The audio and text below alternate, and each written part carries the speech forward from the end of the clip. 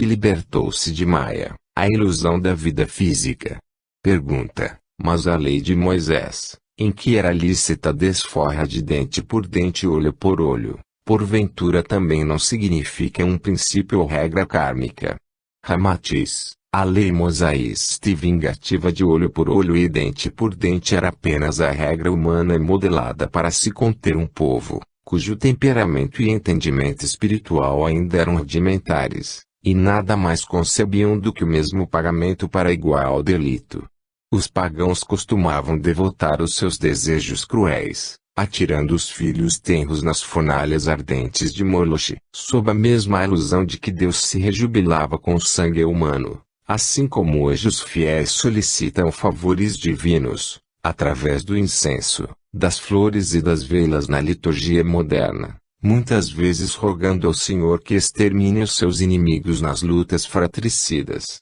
A fim de controlar o primarismo brutal da época em que as paixões e as violências humanas não podiam ser disciplinadas pelas exortações religiosas de acenos do paraíso, Moisés estabeleceu e decretou a lei de olho por olho e dente por dente, procurando diminuir crimes e pilhagens ante o direito da vítima de também punir o seu algoz ou desafeto, tanto quanto tenha sido mal praticado.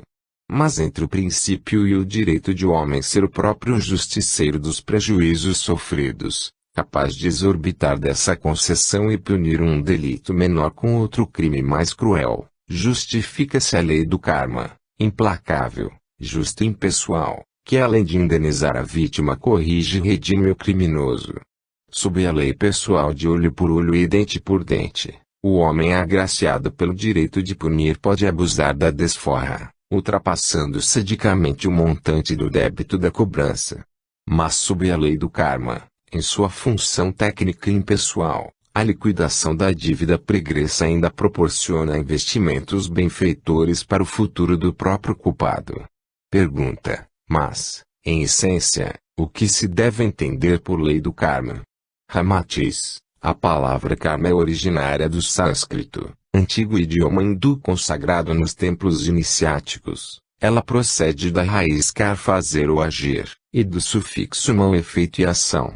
Assim, o karma significa a lei em que toda causa gera efeito semelhante, que abrange o próprio destino dos homens, quando todos os atos e todas as causas vividas pelos espíritos em existências físicas anteriores ficam posterior e hermeticamente vinculados aos seus efeitos semelhantes no futuro. Karma, portanto, é essencialmente a causa e o efeito, enfim, o controle dos acontecimentos originais aos seus resultados posteriores. Sob o mecanismo kármico ocorre a retificação que equilibra, esclarece, segrega, mas fortifica, pois obriga o devedor à liquidação mais breve de sua dívida pregressa, mas também o liberta para decidir quanto ao seu futuro. Não é uma lei especificamente punitiva, pois se disciplina rigorosamente, também premia generosamente o bom pagador, comprovando a lei de que será dado a cada um conforme as suas obras. O karma, que deriva da lei divina ou da pulsação da própria lei cósmica, também regula o livre-arbítrio, pois concede maior liberdade de ação e poder ao homem, tanto quanto ele adquire mais sabedoria e se torna, espiritualmente, mais responsável. Assim como os pais afrouxam a liberdade dos filhos à medida que eles se tornam mais cuidadosos, experientes e adultos, a lei do karma amplia o campo de ação e responsabilidade do espírito, tanto quanto ele se emancipa e se conscientiza no curso educativo da vida. Pergunta: que se deve entender por queimar o karma, conforme é tão familiar nos ensinamentos orientais? Ramatiz: todos os pensamentos, sentimentos e ações do espírito encarnado geram um tipo de karma para o futuro, ou seja, produzem uma soma de efeitos bons ou maus, perfeitamente vinculados aos atos praticados pelo espírito em vidas anteriores. Em consequência, chama-se queimar o karma, quando os seus próprios autores resgatam as dívidas ou efeitos assumidos pelas causas culposas do passado. Mas em face de cada causa ou ação boa ou má de hoje também produzir um efeito bom ou mau nas vidas futuras, o espírito encarnado reduz as suas dívidas pregressas e, Ao mesmo tempo, gera um novo karma bom ou mau, através dos atos atuais e cujos efeitos devem ser vividos na próxima existência. Pergunta: Jesus, porventura, também se referia em sua advertência de admoestações evangélicas a essa causa e efeito, que é a engrenagem do karma? Ramatiz, o Divino Mestre, como abalizado instrutor espiritual, conhecia perfeitamente o mecanismo e a razão da lei do karma, que preside e disciplina o destino dos espíritos encarnados. Sem dúvida, ele não podia expor claramente um mecanismo kármico ao povo de sua época em face do primarismo dos seus conterrâneos e, sobretudo, para não contrariar os dogmas do judaísmo que não tardaria em protestar contra tal ensino inusitado. Mas podemos identificar em sua obra esse conhecimento, através de símbolos e parábolas, bastando-nos examinar a sua conceituação evangélica. Os conceitos de quem com ferro fere, com ferro será ferido, a cada um será dado, segundo as suas obras ou ainda o homem pagará até o último ceitil, são princípios insofismáveis da lei do karma, tanto quanto os aforismos e ditos populares do povo, nesse particular, que advertem quem semeia eventos, colhe tempestades ou o mal que se planta à noite, colhe-se de dia. Assim, quando Jesus aconselhava que o maior dos mandamentos é o ama ao próximo como a ti mesmo e, também, faze aos outros o que queres que te façam, a sua intenção era realmente orientar o homem para evitar um mal futuro, libertando-se da severidade do karma inflexível e da imantação nas faces dos orbes físicos. Pergunta: considerando-se que o conceito de cada um colhe o que semeia um princípio da lei do karma, não seria uma aberração os espíritos encarnarem-se na Terra, já estigmatizados por destinos fatalistas e que lhes cerceiam o livre-arbítrio? Ramatiz: embora cada espírito deva renascer na vida física com seu programa previamente esquematizado pela administração sideral da Terra, isso também se conjuga ao karma da raça e ao karma do próprio planeta de provas. Assim, ao karma individual do espírito reencarnante, o qual se conjuga ao karma da família em que ele ingressa, inclusive ao karma do povo ou da raça de que ele vai participar. É uma conjugação perfeita de valores positivos e negativos, que não podem exorbitar das regras e dos princípios disciplinadores da lei do cosmo, no esquema corretivo e indenizador das coletividades e dos indivíduos em suas inter-relações pessoais. A família terrena é constituída por espíritos dos mais variados tipos e graus evolutivos, os quais se digladiam há milênios no curso das vidas humanas e sujeitos ao karma coletivo do próprio conjunto familiar e espiritual, povo, raça e da própria humanidade na sua eleição planetária. Sob a vestimenta carnal dos mesmos descendentes biológicos, disfarçam-se espíritos amigos e inimigos, vítimas e algozes, credores e devedores, que ali se aproximam e se ajustam, sob a condição contemporizadora e convencional do lar humano. No seio da mesma família terrena, tanto vivem os espíritos amigos e unidos pelo amor, assim como as almas inimigas e adversas imantadas pelo próprio ódio que geraram no passado. Durante o treino afetivo e os interesses em comum, que unem os membros da mesma família, amainam-se ódios pregressos e cessam os impulsos irascíveis, e que ainda ficam mais fortalecidos pelo sentimento da partida para o além. Afora sua retificação individual, cada espírito encarnado ainda fica na dependência da correção do conjunto de espíritos afins, família, que é também uma espécie de membro de cada povo, raça, e, consequentemente, da própria humanidade terrícola, compondo a síntese do karma do próprio orbe onde vivem. Sob dores, sofrimentos, necessidades econômicas, vicissitudes morais e dramas da família, os espíritos reunidos pelo mesmo tipo de delitos, culpas e dívidas kármicas, então precisam amparar-se contra a agressividade do mundo exterior, enquanto isso os amenizem suas próprias mágoas e ressentimentos recíprocos do passado. Ademais, as alegrias e os sucessos dos membros da mesma família, quando se projetam nas esferas da arte, política, social, intelectual ou mesmo desportiva, carregam louvores e exaltações que lembram indenizações dos maus entendimentos pregressos. A euforia do conjunto, uma vez que a aventura de um familiar também se reflete no todo da parentela, aumenta a satisfação recíproca e extingue mais breve as animosidades kármicas pregressas. Em face de cada família terrena compor-se pela afinidade espiritual, atração e simpatia pelo afeto recíproco do passado ou, então, sob a injunção kármica de dívidas e culpas, existem famílias tradicionalmente felizes, as quais passam pelo mundo deixando um rastro de júbilo, sucesso e venturas por parte de todos os seus componentes. No entanto, outras famílias carregam certo estigma doloroso, uma atmosfera trágica desde a sua formação, que surpreende a própria história.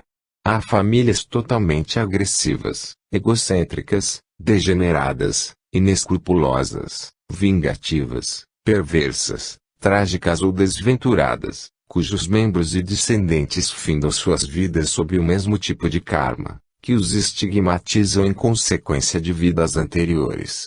Aliás, verifica-se, também, que em certas famílias os seus membros extinguem-se sob o mesmo tipo de enfermidade, desde a tuberculose, lepra, cânceres ou forma de aleijamento, surdez, perturbações mentais, que surpreendem os próprios médicos, uma vez que há falecimento da maioria por moléstia idêntica e não contagiosa, ou mesmo hereditária, cuja explicação científica induz alguma predisposição atávica, mas na realidade é o karma coletivo.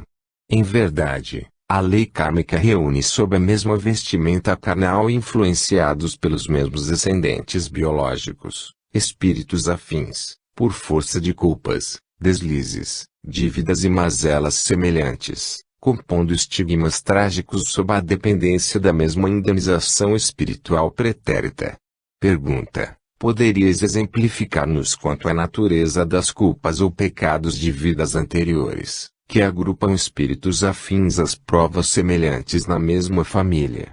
Ramatis: comumente, uma família, cujos membros sofrem acidentes ou se extinguem sob armas de fogo, às vezes de modo surpreendente, morrendo aparentemente sem culpa, atingidos por uma bala sem rumo, ou por examinar uma pistola ou fuzil. Trata-se de um conjunto de espíritos em provas semelhante e provavelmente de ex-caçadores, que no passado divertiam-se em acabar com os pássaros nas florestas.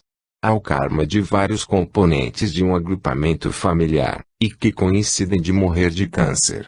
Isso constitui um enigma para a ciência profana. No entanto, são comparsas que operaram em desfavor do próximo por ações negativas de magia, maledicência, calúnias, prejuízos ou extrema inveja. Em outros eventos, verifica-se que os descendentes de certa família desencarnam por afogamento, cumprindo o karma de pirataria, quando lançavam ao mar os tripulantes dos barcos apreendidos. Outras vezes, pais infelizes curtem a desdita angustiosa de só gerarem filhos retardados, mongoloides, hidrocéfalos ou esquizofrênicos, ignorando que foram responsáveis pelo vício da cocaína, morfina ou ápio, nos espíritos dos seus próprios descendentes atuais. Enquanto a humanidade ignorar o conceito evangélico de que a cada um será dado segundo as suas obras, jamais o homem alcançará a ventura de uma existência tranquila. Sob a regência do livre-arbítrio, que permite ao espírito organizar a sua vivência nos mundos físicos, ele ainda fica enquadrado no esquema retificador do seu karma, o qual, sem dúvida, foi também uma causa que termina por reduzir a própria ação desse livre-arbítrio. O espírito deve sempre pesar e balancear quais serão os prejuízos que poderá causar ao próximo, toda vez que se movimentar para atender à satisfação das próprias necessidades e prazeres. Sob o conceito de senso comum, em que a semeadura é livre, mas a colheita é obrigatória, o homem deve medir rigorosamente o efeito dos seus passos na senda humana, porquanto há de pagar até o último ceitil toda a culpa ou prejuízo causado ao outrem. Pergunta: poderias explicar-nos melhor essa questão de karma individual, de um povo, ou de um planeta.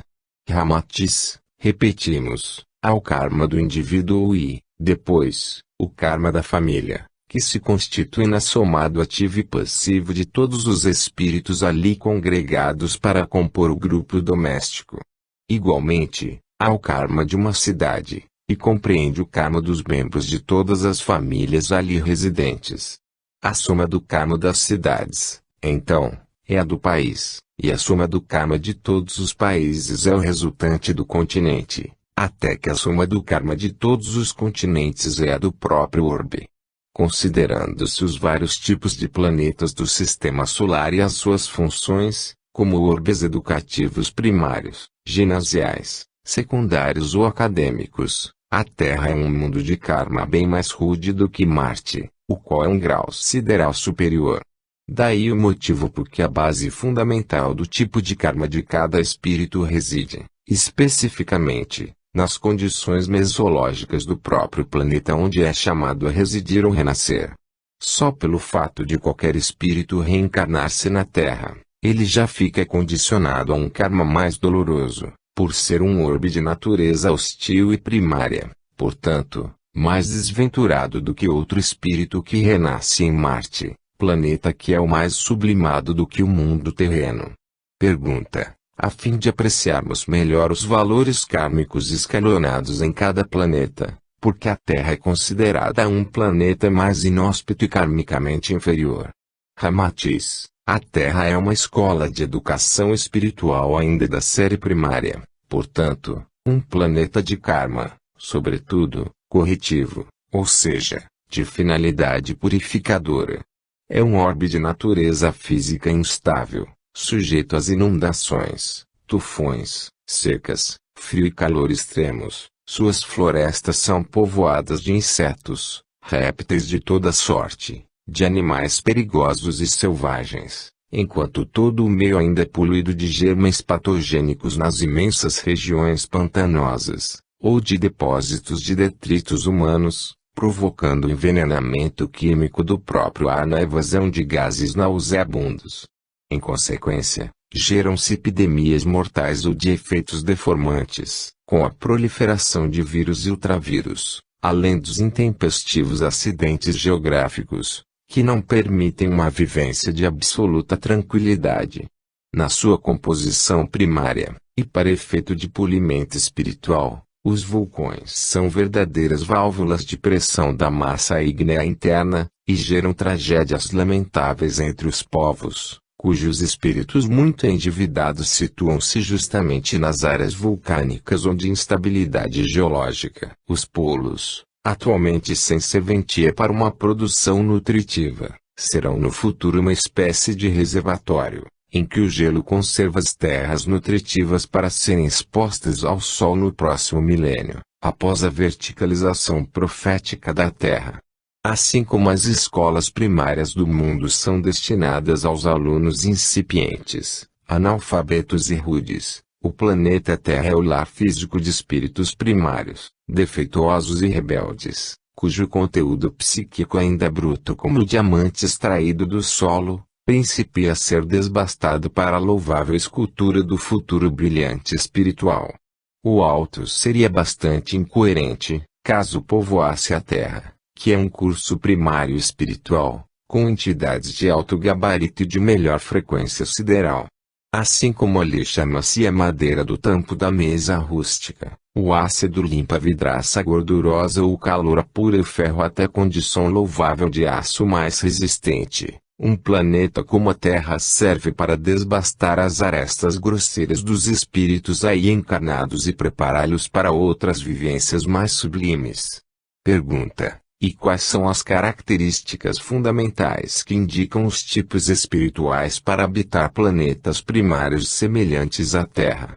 Ramatiz: sem dúvida, um planeta primário, cuja estrutura geológica estável oferece pouco conforto e no seu ambiente físico, só pode servir de palco ou moradia educativa, para espíritos de características psíquicas primárias ou deficientes, ainda necessitados de corretivos redentores, como as intempéries, as mudanças climáticas e os cataclismos geológicos.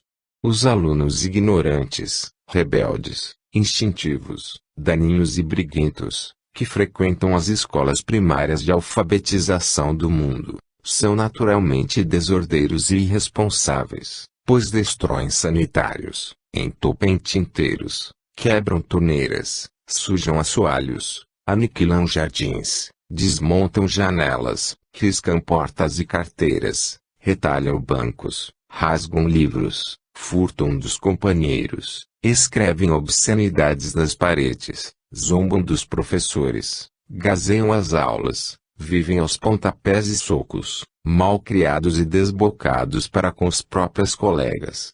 Comparativamente, quais são os tipos de espíritos que anualmente habitam a Terra e foram atraídos pela mesma afinidade primária, para encetar o aperfeiçoamento espiritual sob a rudeza de um mundo agressivo e inferior? Os terrícolas, muito semelhantes às crianças analfabetas e ignorantes que frequentam as escolas primárias do mundo, também são daninhos, irresponsáveis, orgulhosos, avarentos e destruidores. À guisa de alunos perversos, vândalos e brutos arrasam cidades com bombas atômicas, destroem bibliotecas, igrejas, templos, escolas, teatros, hospitais, institutos de cultura, centros de saúde e estâncias de recuperação física. Lançam bombas incendiárias e queimam campos, florestas, pomares e jardins, aniquilando as reservas de alimento da própria humanidade. São tipos de almas primárias tão insensatas, que se embriagam de álcool até a morte e liquidá-los nas valetas ou nos hospitais psiquiátricos, loucos e desajustados, atiram os seus veículos contra postes, muros, casas, animais e pedestres, ou despenham-se colinas abaixo em abismos insondáveis, onde perecem tragados por trágicas fogueiras. Malgrado serem criaturas adultas e com pretensos foros de civilização, elas sugam o fumo fétido e carbonizado de cigarros, charutos ou cachimbos em ridícula competição com os bugres infantis. Noutro sentido, apesar da fartura de legumes e cereais, que Deus derramou pela terra, os terrícolas devoram rins, nervos, miolos, fígado, estômago, tripas e chouriços manufaturados com o sangue dos animais inocentes massacrados nos frigoríficos e matadouros, construídos sob os mais avançados recursos da técnica e da ciência terrena. Ainda são tão cruéis, que prostituem as próprias colegas do educandário terrícola e deixam-nas apodrecer nos cáteres de hospitais de indigentes, à guisa de lixo humano, ou exaurem-nas junto à tina de lavar roupa para sustentarem os filhos frutos de amores ilícitos, ou de irresponsabilidade espiritual. Os homens mais imprudentes viciam-se em entorpecentes e degradam o corpo sensível sob a ação alucinógena dos psicodislépticos. Os mais desatinados matam-se em batalhas sangrentas por defender retalhos de panos coloridos que simbolizam as pátrias situadas entre limites de terras pertencentes exclusivamente ao Criador. Os mais fanáticos massacram-se sob o rótulo de católicos, protestantes, hindus, budistas, muçulmanos ou judeus e ensanguentam o solo do orbe em defesa do seu Deus. Outros promovem cruzadas piedosas e homicidas, fogueiras de inquisição e atos de fé, onde esturricam os irmãos componentes da mesma família humana planetária. Os seres mais astutos enganam os colegas e vendem-lhes bens inexistentes ou joias falsas, carros furtados ou emitem cheques sem garantia. Os mais hábeis e eloquentes iludem os seus eleitores em campanhas políticas interesseiras e mistificadoras. Os academizados defendem o direito fazendo chicanas. Alguns constroem edifícios que desmoronam ante a máfia edificativa e emissão de lucros fáceis. Outros industrializam a dor humana, mutilando órgãos sadios de pacientes histéricos, a fim de liquidarem as prestações do luxuoso veículo da moda e manter as aventuras licenciosas. Finalmente, há beócios que deixam suas fortunas para o gozo epicurista de cães, gatos e aves numa subreptícia vingança contra a humanidade, sob o máximo carinho e prodigalidade, enquanto os vizinhos fenecem na miséria.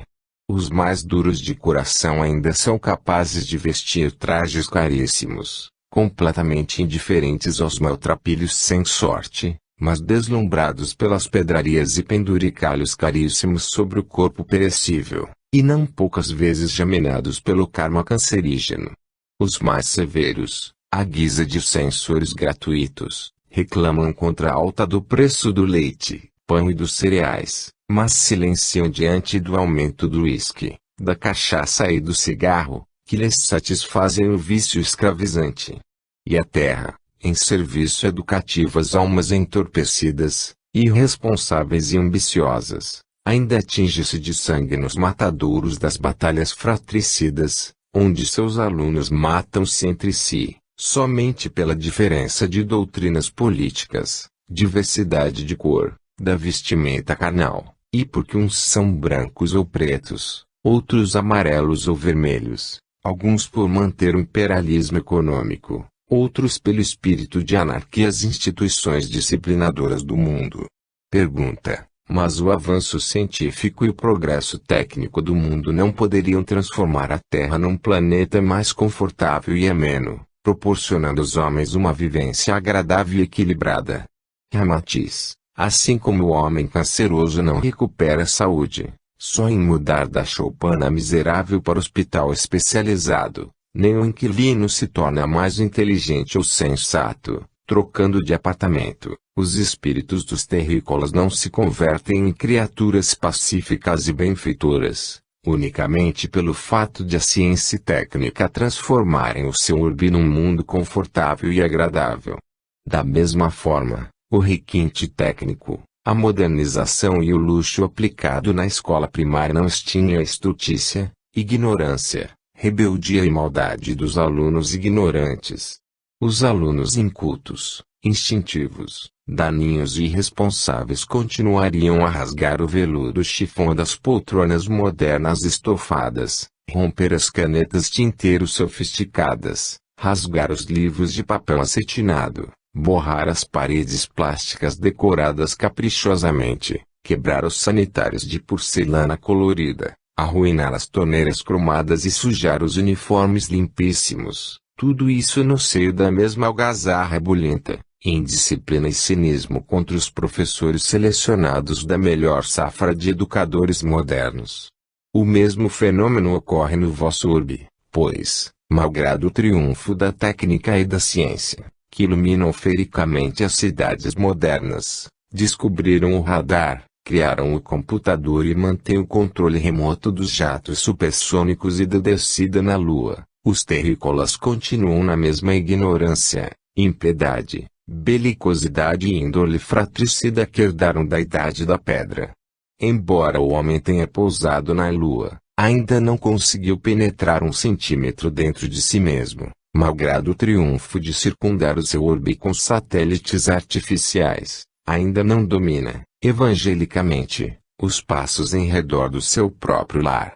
Trajando requintados figurinos e surpreendentemente motorizado, televisionado, eletrificado e completamente cientificista, o homem terreno ainda continua a praticar os mesmos atos de vandalismo próprios da Era das Cavernas, variando tão somente em sua perversidade, quanto aos recursos de destruição proporcionados pela ciência moderna.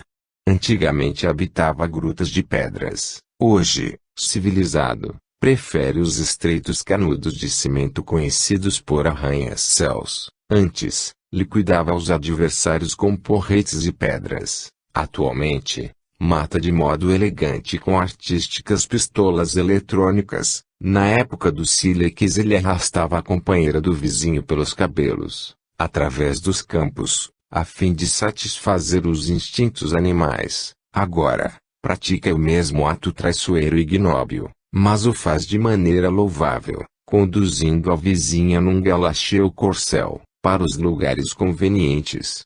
É indiscutível que, se não mudou na sua categoria moral, pelo menos progrediu nos processos usados. O caboclo, outrora, viajava 1 mês, a cavalo, na intenção de cravar a faca no ventre do desafeto ou inimigo político que o havia ludibriado. Hoje, Graças aos triunfos científicos e técnicos do mundo, o homem civilizado faz o seu desjejum em New York, apanha um avião a jato, almoça em Lisboa e, à tarde, alcança o sucesso de assassinar o seu adversário em Paris, com um excelente tiro eletrônico. Pergunta: que aconselhais para aqueles que desejariam transformar a Terra num mundo mais sedativo e numa humanidade mais cristã e, no entanto, nada podem fazer?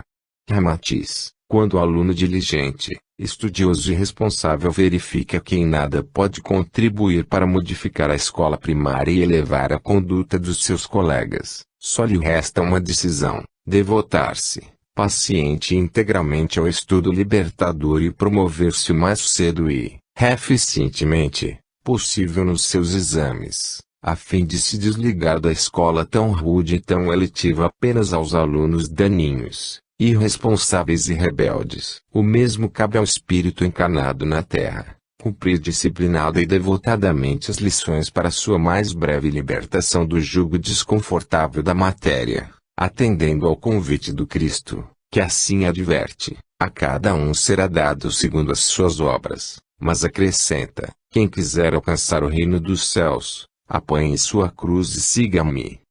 Com o juízo com que julgardes, sereis julgados, e com a medida com que medirdes, vos medirão também a vós. Mateus 7:2. Pergunta: quando Jesus recomendou o conceito de não julgueis e não sereis julgados ou não condeneis e não sereis condenados, dirigia-se, exclusivamente, à raça judia ou seu pensamento estendia-se também aos demais povos? Ramatiz: o Mestre Jesus sempre servia-se das imagens do mundo terreno, conhecidas e convencionadas em sua época, para expor os ensinamentos espirituais a fim de que o homem pudesse assimilá-los o mais profundamente e além do limite objetivo da própria vida. Mas em face de sua sabedoria incomum, Jesus tecia as suas parábolas de tal forma, que as mesmas configurações descritas e enquadradas na vivência comum social e moral da época, ainda hoje estimulam e orientam a dinâmica mental do homem moderno para melhor conhecimento da vida imortal. Graças à dedicação persistente e às conclusões sensatas de um espírito de alto gabarito, como foi Allan Kardec na composição da doutrina espírita, o homem atual já pode avaliar mais intimamente as leis e os fenômenos autênticos da vida espiritual. E sob o mecanismo disciplinado da mediunidade, os espíritos mensageiros e instrutores, quando atuam por médiuns sensatos, estudiosos e fiéis, ajudam a humanidade para melhor aperceber-se do conteúdo esotérico do Evangelho de Jesus, fixando-lhes uma interpretação cada vez mais espiritual e menos humana. Os ensinamentos de Jesus, lembrando energias de alta voltagem sideral, podem ser regulados conforme a capacidade receptiva das lâmpadas humanas e entendidos sensatamente em cada época de análise e divulgação. Assim, a máxima do não julgueis para não serdes julgados significava, para os homens incipientes da época cristã, uma severa advertência contra a injustiça, maledicência e calúnia, mas ainda algo restrito ao tipo da vida judaica. Após a alvorada do Espiritismo, esse mesmo conteúdo se delineia em sua intimidade esotérica e se torna mais genérico em relação à vivência do espírito imortal. Em vez de sentença exclusiva e regular, o intercâmbio entre os homens amplia-se no seu sentido moral, abrangendo já algo do processo kármico no julgamento das relações e consequências entre os espíritos nas suas encarnações sucessivas. Já não se trata de um conceito mais propriamente disciplinador e relativo à vida do povo judeu, porém extensível à continuidade da vida espiritual, abrangendo os maus e os bons juízos que o espírito pronuncia no decurso de todo o processo de sua angelização. Do mesmo conceito, que se referia mais particularmente ao procedimento incorreto e injusto do cidadão existente na época de Jesus, quando julgava o adversário, desconhecido, amigo e até parentes, mas sem julgar-se a si mesmo, o Espiritismo já identificou o encadeamento predominantemente espiritual. No futuro, Após a comprovação científica da realidade do espírito imortal, que será identificado pela instrumentação de precisão laboratorial, o homem, então, compreenderá que a miniatura do próprio metabolismo cósmico palpita ativamente na intimidade de sua própria alma. Os conceitos de Jesus: não julgueis, para não serdes julgados, e não condeneis, para não serdes condenados, são importantes advertências de que toda ação negativa do espírito redunda sempre em seu próprio prejuízo, pois julgar o alheio é medir-se a si próprio. Aliás, é muito conhecido o fenômeno da psicologia do mecanismo de defesa do ego, que é a sua fanática projeção, em que, para ressaltar-se ou elevar-se, o homem julga o próximo e o diminui por uma conclusão inferior. Muito além da simplicidade de um julgamento pessoal de homem para homem, essa sentença do Cristo abrange a vivência do espírito, através de suas encarnações. Ela vincula o espírito a princípios e regras científicas, conforme já comprovamos, filosoficamente, pela psicologia moderna. Não aludem exclusivamente ao julgamento terra a terra, quando um acusado pratica qualquer delito e deve sofrer uma pena de acordo com os códigos regionais. Mas isso também se refere quanto ao fato de a criatura julgar os equívocos, as imprudências e os pecados dos seus irmãos, e depois verificar a frustração de já ter procedido assim em vidas anteriores, ou aperceber-se de que ainda poderá praticá-los no futuro. Sob a vestimenta de um conceito moral a propor melhores hábitos morais aos judeus, as análises psicológicas modernas podem comprovar que essa conceituação de Jesus é mais propriamente uma lei do que um aforismo, e que além de funcionar fora do tempo e do espaço, ainda adverte e disciplina as atividades kármicas dos espíritos na sua sese angélica. Pergunta: poderias explicar-nos melhor esse assunto?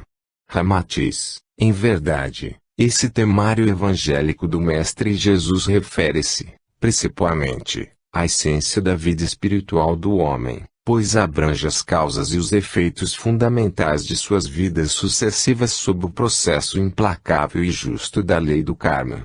Daí certa semelhança entre os vários conceitos evangélicos sob a mesma concepção aforística, em que o Mestre Divino diz: com a mesma medida com que medides, sereis medidos. Aquele que não tiver pecado, que atire a primeira pedra. A cada um será dado segundo as suas obras. Quem com ferro fere, com ferro será ferido. Ou, numa síntese significativa, que assim adverte, a semeadura é livre, mas a colheita é obrigatória. Sob o invólucro dessas sentenças e aforismos cristãos, permanece sempre o inalterável conteúdo evangélico, que esclarece quanto à mesma lei kármica de ação e reação, atuando em todos esses casos algo semelhantes. Não se trata apenas de advertência, censura ou sentença moral, porém, é referência indiscutível a uma lei ou princípio específico, que age num determinado ângulo do cosmo, visando sempre a harmonia e o equilíbrio criativo da vida. É lei que corrige ser-se a causa, a fim de eliminar o efeito, mas proporciona um resultado educativo. No âmago desses ensinamentos, o Mestre Jesus adverte e esclarece quanto aos prejuízos e à leviandade do espírito que, julgando-se santificado diante de algum delinquente, muitas vezes condena os mesmos pecados que já cometeu alhures, ou que ainda poderá cometer na atual e em existências futuras. Quanto mais o espírito se integra no conceito de justiça suprema e desenvolve o amor, ele deixa de julgar os seus irmãos menos credenciados, livrando-se mais cedo da implacabilidade justa da lei do karma, que atua na sua função impessoal e, exclusivamente, para a retificação espiritual. Assim, conforme o procedimento que alhures tivemos em vidas pregressas, poderemos julgar o alheio, mas sem desmentirmos o conceito de amar o próximo como a nós mesmos ou fazermos aos outros o que queremos que nos façam. Nota do médium: lembramos o provérbio de que o roto zomba do esfarrapado, no tocante ao mau julgamento. Em certa instituição católica de Curitiba, a diretora das Mães Cristãs condenou veementemente duas jovens algo volúveis e alijou-as das reuniões íntimas, julgando-as indignas do ambiente santificado. No entanto, lendo-lhes a aura de existência passada, surpreendi-me identificando na rigorosa mãe cristã uma inescrupulosa cafetina que viveu na França, no século passado. Igualmente, certo juiz impiedoso, que consumiu noites adentro para enquadrar um infeliz açougueiro por roubo no peso da carne, vislumbrei-o, pela aura perispiritual, como um dos mais solertes vigaristas agindo inescrupulosamente em Barcelona, Espanha, no século XVIII. Fim da nota. Sob a rigorosa justiça com que julgarmos os demais espíritos, nós seremos rigorosamente julgados. Todas as máximas evangélicas são correlatas entre si, porque se derivam da mesma lei cósmica panorâmica, que mantém a coesão entre os astros, a afinidade entre as substâncias e o amor entre os homens. Malgrado certas regras e enunciações familiares, que limitam a vida humana, na sua intimidade sempre vibra a chama criadora. Deste modo, quem julgar o próximo com o mesmo amor e boa intenção com que julga a si mesmo, e salva-se, porque, então, revela um elevado princípio de honestidade espiritual, uma vez que julgue e condene o próximo ao mesmo nível de culpa e penalidade, que desejaria para si próprio. Pergunta: como se verifica essa ação mais intimamente na vida do espírito? Ramatiz: através do mecanismo comparativo das parábolas, Jesus expôs ideias e preceitos ao nível da compreensão humana, mas que se referiam, especificamente, à vida espiritual. Ele sempre usou de uma linguagem imperativa e taxativa, quando aludia sobre a colheita em glória dos que falseiam na escalonada espiritual. Ele sempre deixou transparecer que todos os homens são pecadores e, por isso, ninguém pode julgar ninguém. Daí a sua advertência incisiva e evangélica à alma imprudente, que ao apontar o argueiro no olho do vizinho, não enxerga a trave nos seus olhos. Nos conceitos evangélicos de Jesus, verifica-se o fatalismo de uma lei implacável, justa e benfeitora, que tanto quanto corrige o espírito faltoso, também dá-lhe os elementos para alcançar uma vivência venturosa espiritual. Os seus ensinamentos confirmam-se, incessantemente, através do próprio dobrar dos séculos, pois, conforme explica a doutrina espírita, o homem sempre defronta-se com as mesmas situações e aquisições desagradáveis no futuro, decorrentes dos maus atos e julgamentos efetuados contra seus irmãos em vidas anteriores. O tema evangélico do Mestre explica que o homem será medido com a mesma medida com que medir ou julgar o próximo, e enuncia na sua exposição o processo implacável, retificador e justo da lei do karma, quando obriga o espírito a sofrer em si mesmo o que ele causou a outrem. Pergunta: considerando-se que o Evangelho é a miniatura legislativa do próprio cosmo, qual é a lei que rege, especificamente, os conceitos de não julgueis para não serdes julgados e não condeneis para não serdes condenados? Ramatiz: sem dúvida, examinando-se a conceituação evangélica do não julgueis para não serdes julgados ou não condeneis para não serdes condenados, verifica-se que é a miniatura legislativa da própria lei de ação e reação ou o mecanismo sideral da harmonia e equilíbrio do cosmo. São conceitos de vivência humana, mas, em sua amplitude, advertem sobre o próprio ritmo educativo do espírito sediado na carne. Assim, quem for condenado ou julgado, incorretamente, por culpa, insensatez, má-fé ou maledicência alheia, sofre um impacto perturbador, porque é desviado do seu curso normal evolutivo. A injustiça praticada pelas criaturas, umas contra as outras, produz uma alteração que é regulada por um princípio cósmico, o qual atua em miniatura no campo moral do ser encarnado, até corrigir-lhe o desvio prejudicial. É um ato moral, mas algo semelhante ao mesmo acontecimento científico, quando surge uma perturbação no campo de sustentação dos astros e sistemas constelares, em que ocorre qualquer desvio ou violência nas órbitas siderais e deve ser imediatamente reajustado. Mas um julgamento equívoco e iníquo não atinge apenas a vítima da calúnia ou injustiça, Mas o seu sofrimento e sua humilhação provocados pela ação condenável alheia também podem estender-se aos demais familiares, amigos e até ao círculo de suas relações públicas.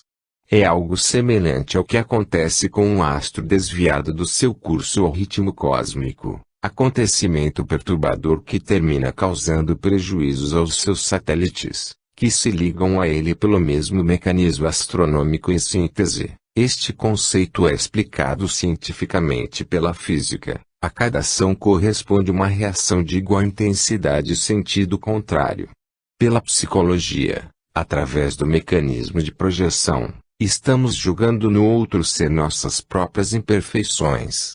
Pergunta: o conceito de bem-aventurados os que sofrem perseguições da justiça também poderia se ajustar às máximas de não julgueis para não serdes julgados e não condeneis para não serdes condenados. Ramatiz: conforme os postulados da lei do karma, qualquer injustiça que o espírito possa causar a outra em suas encarnações ele terá de indenizar pelos prejuízos ocasionados e ainda acrescidos de obrigações e ressarcimentos calculados sobre o montante da dívida kármica. Aí na Terra, as entidades públicas e bancárias especulam o intercâmbio financeiro e patrimonial sob a cobertura de taxas, juros e correções monetárias, a fim de evitarem o prejuízo de um só centavo sobre o valor real do empréstimo ou financiamento concedido. Da mesma forma, o espírito injusto e irresponsável, além de indenizar os prejuízos a outrem no montante de sua delinquência, ainda deve suprir na próxima existência encarnatória os juros e as taxas espirituais oneradas pelo fato culposo. Aliás, a própria justiça humana, quando incorre em alguma condenação injusta de qualquer cidadão, deve indenizar de modo satisfatório a vítima do erro judiciário, por um preço tão alto, que além de lhe ressarcir o prejuízo físico, também o exima de qualquer ônus moral. Isso comprova que permanece indestrutível no espírito do homem o senso de responsabilidade espiritual de indenizar a quem for injustiçado. Em consequência, a lei do karma também assegura a todos os inocentes e perseguidos no mundo uma indenização dobrada ou tripla, que deve ser cumprida por sentença corretiva pelo culpado. Mas além de obrigar as indenizações que servem de cobertura compensadora a quem sofreu injustamente, a lei também proporciona novos ensejos de recuperação espiritual à própria vítima, a qual deve ajustar-se de imediato ao mesmo grau que deveria usufruir quando foi injustiçada. Daí a temática fundamental de Jesus quando enuncia o conceito de que bem-aventurados, os perseguidos pela justiça, ou seja, as almas feridas pela calúnia, infâmia e ignomínia serão ressarcidas espiritualmente de suas dores e prejuízos, porque a divindade não permite o agravo ou distorção de um só átio na sua justiça. O termo indenização, que é tão familiar nos intercâmbios e especulações humanas no mundo físico, ajuda-nos a identificar de algum modo o pensamento de Jesus.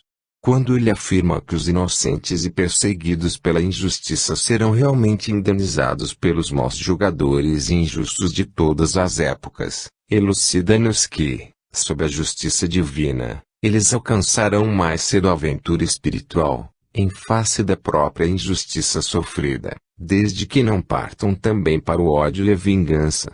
Aliás, a infâmia, injustiça ou calúnia podem causar males de vulto, ferir muitas criaturas, que vivem vinculadas à existência de quem é injustiçado e prejudicado.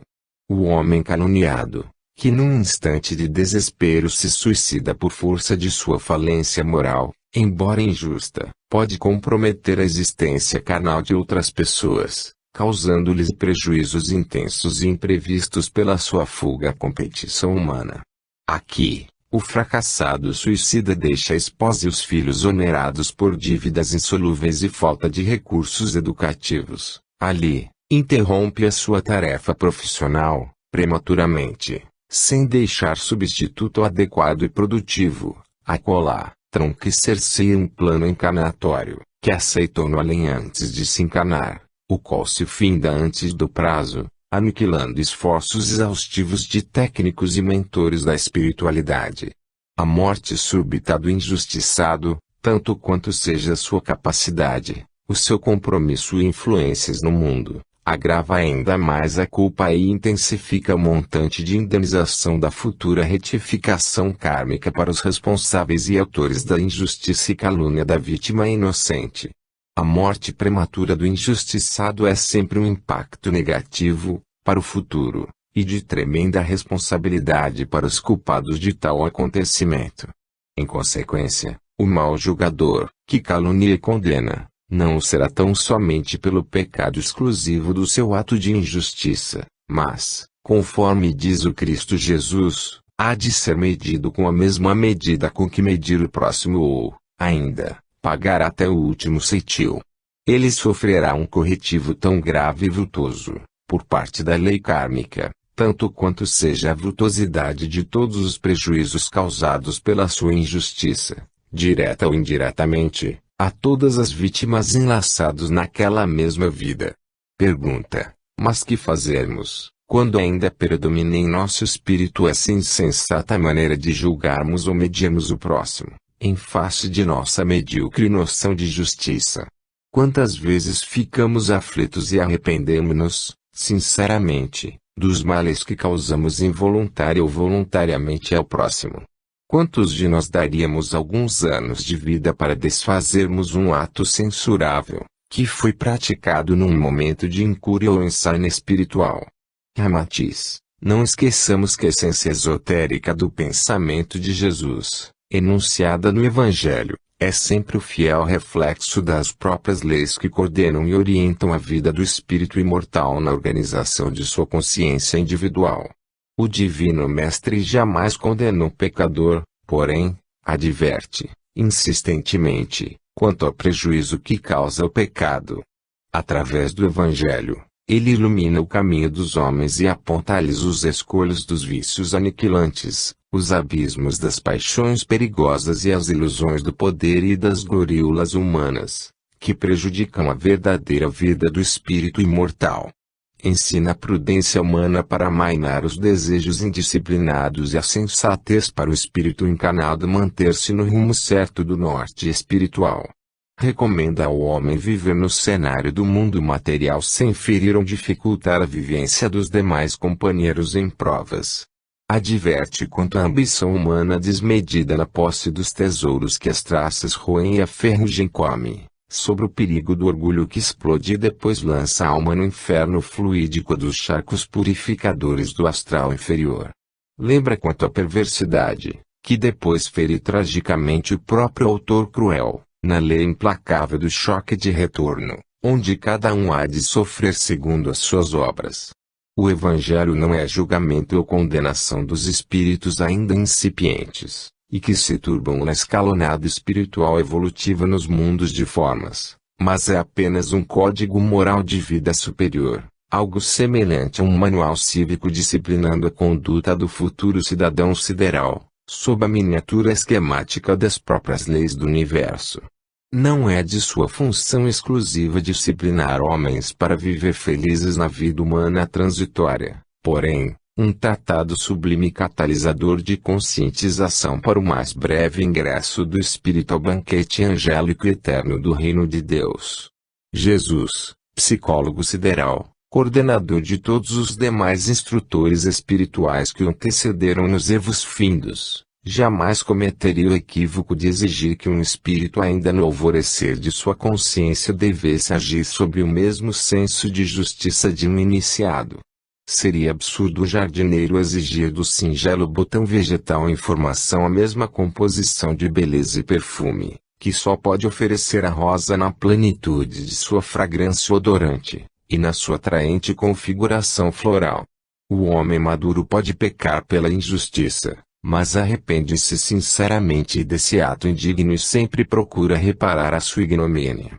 Em sua consciência mais desenvolvida, ele só vislumbra o senso de justiça que se sublima cada vez mais para o estado definitivo do amor. Mas a criatura espiritualmente imatura não se apercebe do seu agir censurável, tal qual o botão de rosa, que mal reponta na haste vegetal e ainda não pode manifestar o perfume e a beleza só possível à flor desabrochada. Se ainda lhe predomina na alma a lei do mais forte e do melhor para si próprio, não lhe é possível entender que o próximo também busca a mesma coisa e tem o mesmo direito de ser feliz. Então, será injusto em julgá-lo e condená-lo, porque também pretende a máxima satisfação. Mas é o egoísmo, malgrado ser censurável, que fundamenta a convergência dos atos e amplia a esfera da posse humana, a fim de organizar o centro de consciência do futuro indivíduo, crescendo individualmente no seio de Deus. Só despontam os primeiros alvores da justiça e se afina o sentimento do homem pela filantropia, após ele se saturar de que carrega demais e usa tão pouco. Então, despertam-lhe os primeiros bruxuleios do espírito, e um senso primário de justiça principia a convencê-lo de que os outros também merecem possuir tanto quanto ele possui e não devem ser julgados nem condenados por isso. O sentimento de altruísmo, embora inicialmente ainda interesseiro, desenvolve-se, pouco a pouco, e a criatura principia a doar o que lhe sobeja, ou mesmo, pesa no seu patrimônio excessivo. Mas, pelo hábito e pelo exercício, o ser adquire a experiência e elucidamente atingindo o limiar do altruísmo, seja pela espontaneidade do espírito pressentir uma satisfação superior, ou até um bom negócio com a divindade, nessa realização pacífica e agradável. Assim, Jesus, o amado Mestre, não se preocupa em julgar ou censurar o espírito do homem, que ainda transita pelo curso do egoísmo na sua romagem encarnatória, que é o processo iniciático e formativo da própria consciência espiritual, lançada na corrente evolutiva da matéria planetária. É razoável, e mesmo justificável, que o homem imaturo ainda pratique injustiças sobre os impulsos e os atos incontroláveis de sua intimidade egocêntrica e animalizada, e nada haver nisso de censurável. Mas, para que o ser adquira o próprio senso de justiça, é evidente que ele deve ser submetido à retificação de quanto é injusto, conforme age e disciplina a lei do karma. Em verdade, não há departamento punitivo criado por Deus, a fim de julgar e condenar os espíritos que pecam pela injustiça, mas é tão somente a lei que na sua pulsação impessoal e responsável pela harmonia e equilíbrio cósmico em todas as atitudes de manifestação da vida, repõe cada coisa e cada ser na sua frequência eletiva, tal qual o músico desafinado é advertido pelo maestro a retomar o ritmo harmônico do conjunto orquestral. Quer os pecados dos homens sejam deliberados ou impensados, haja arrependimento do mau ato praticado ou continue a insensibilidade humana, cabe à lei a providência de eliminar o defeito e ajustar a peça desgovernada na pulsação harmônica do universo. Sede perfeitos. Mateus 5:48. Pergunta: qual é a relação científica entre as leis do cosmo e o conceito de Jesus, quando assim diz: sede, pois, vós outros, perfeitos, como perfeito é o vosso Pai Celestial? Mateus 5:48.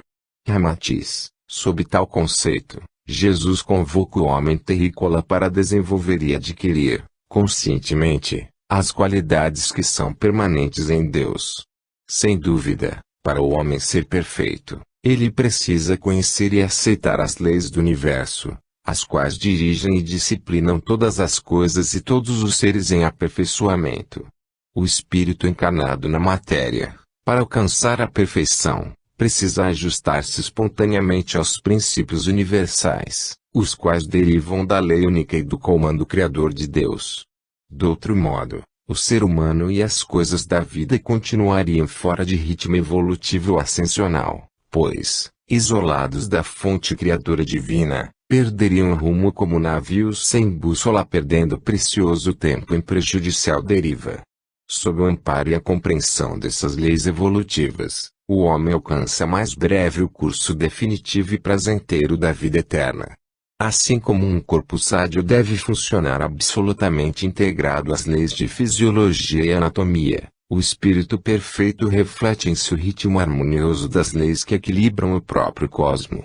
Há, portanto, uma perfeita relação entre as leis do cosmo e o conceito evangélico de sede perfeitos e, consequentemente, todos os filhos de Deus também hão de procurar ser perfeitos, quando ajustarem-se integralmente aos princípios menores que se derivam da lei maior.